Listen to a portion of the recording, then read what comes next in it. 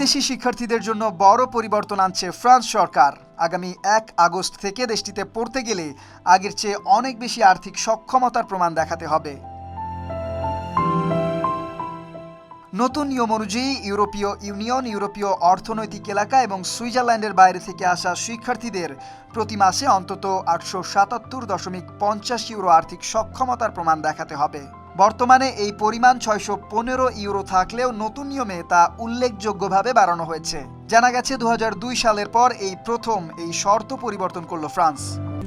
RICL TMX, যুগের পর যুগ স্থাপনা থাকে মজবুত। সরকার জানিয়েছে ভবিষ্যতে ন্যূনতম মজুরি বাড়লে এই আর্থিক শর্ত স্বয়ংক্রিয়ভাবে সমন্বয় করা হবে, অর্থাৎ সময়ের সঙ্গে সঙ্গে প্রয়োজনীয় অর্থের পরিমাণ আরও বাড়তে পারে। এদিকে ইউরোপীয় শিক্ষার্থীদের জন্য আরও কিছু কঠোর সিদ্ধান্ত নেওয়া হয়েছে। আগামী শিক্ষাবর্ষ থেকে অনেক শিক্ষার্থীকে বেশি টিউশন ফি দিতে হবে। পাশাপাশি ২০২৬ সালের ১ জুলাই থেকে সরকারি বৃত্তি না পাওয়া ইউ শিক্ষার্থীরা আবাসন সহায়তা বা APL সুবিধা পাবেন না। সরকারের দাবি, এসব পদক্ষেপ উচ্চশিক্ষার অর্থায়নের ভারসাম্য আসবে এবং আন্তর্জাতিক শিক্ষার্থীদের মান আরও উন্নত হবে। তবে এই সিদ্ধান্তের বিরুদ্ধে ইতোমধ্যেই ফ্রান্সের বিভিন্ন শহরে শিক্ষার্থীরা বিক্ষোভ শুরু করেছে।